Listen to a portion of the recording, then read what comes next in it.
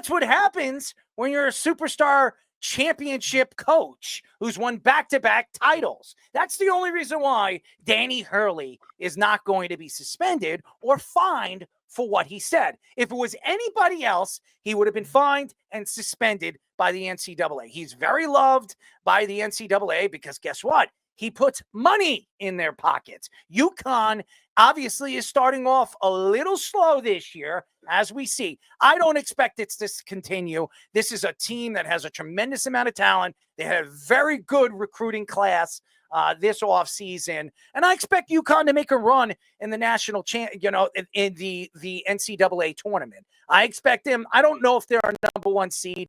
They'll probably be a number 2 or number 3 seed. That works out for them anyways. Yeah, I'm going to tell you, they don't really need to be. And when they figure things out, and Danny Hurley is a very good defensive mind, he will obviously get this team playing at the top of their game. Now, as far as what he is saying and how he says it, this is the Hurley family. If anybody knows who his father is and anybody knows who his brother is, they're very outspoken. Okay, that's the facts. I've been rooting for the Hurley family since I grew up. I'm a Bobby Hurley fan. I grew up a Duke fan.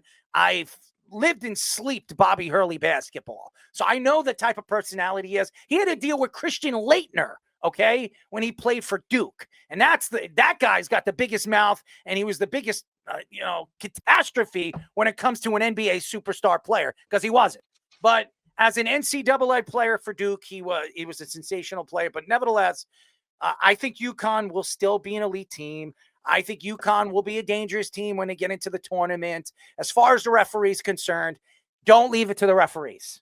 If you want or you believe that you're the best team, which I know UConn and Danny Hurley believes nobody can beat him, and he is the best coach in the NCAA, well, don't leave it up to the referees. Mm-hmm.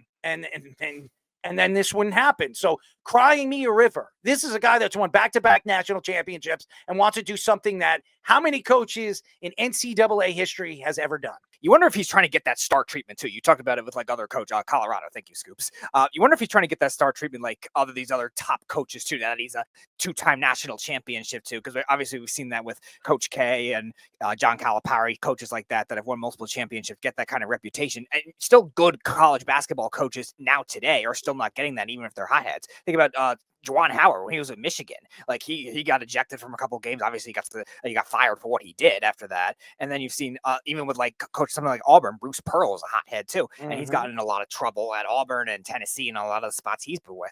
They don't get that kind of reputation. I think Hurley wants to try to get that kind of reputation, and saying this kind of thing prove a point. I had to limit the language when I was giving you the thing to read, but Fish has it in the graphic, like what he really called the refs. And like, that's a pretty extreme level that he's going to. And that's not going to help you get that kind of reputation in the future. Now, like Errol's saying, UConn doesn't necessarily need it because they've won every tournament game by double digits in both their tournament runs, which is crazy. But still, it's not going to help you get a reputation as with these referees if you do get a bigger job or you get an NBA job. You almost got an NBA job with the Lakers, and he'll have one in 2 years. Yeah, and we were both saying that at the time. Like, that's not going to help your case of getting on their side either, especially in the NBA where it's a player-run league. As Bill Self's about to get ejected for saying this is BS, effing BS. As Dickinson just got thrown out of the game against Duke. And listen to you guys, like, and you know what it references to me is Bobby Knight. Mm-hmm. Yep. In that aspect of what it is, right? And he's already proven of what he's done, and he's great at what he's done. But is he setting a precedent in the aspect of what it is to like be that new era Bobby Knight? Which, because we all loved him. I mean, we all loved Jerry Tarkanian for chewing on his towel, right? Like, we all love that. And we understand all that stuff. But when it comes down to it, it's like now he's made a name for himself. And, like, we look at all these guys and how they are and what they are. Do they try to do something to set themselves apart from everybody else? Good or bad? Good or bad. And we may think it's good. We may think some people may think it's bad, right? But I think in the aspect of what he said, do I think he needed to drop vulgarities in that aspect? No. Like, I don't mind when you're literally saying these things in aspect, but like when you drop words like that, that's unacceptable. And you have to know that you're going to be documented, you're going to be talked about. This is what it's going to be. But understand, being different and being great are two different things. But if you're going to do that, do you want to be that new one tossing chairs and like? Do you think he should be held accountable for what he said? Yes, 100%. You do. So you think he should be fined and suspended by the NCAA? Yes, 100%. Speedy, do you think he should be fined? I do so. You have to be accountable. How about you, Fish?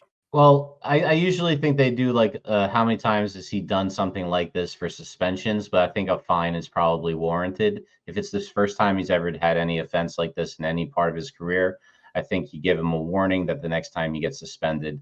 But he also should be issuing a better apology than he did. It's a really poor word choice. He wasn't wrong about the officiating. No, he wasn't.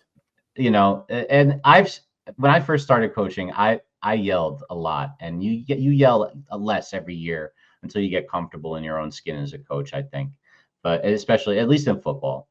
But I also yelled a lot at officials, and I didn't get a lot of calls because I yelled at a lot of officials. It wasn't until I chilled out a little bit and started schmoozing those guys that I started getting calls.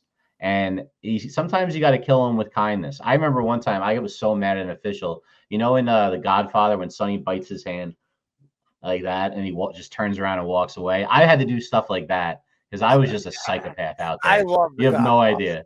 And I know exactly what part he was doing when he was biting his fist. You know? Yeah.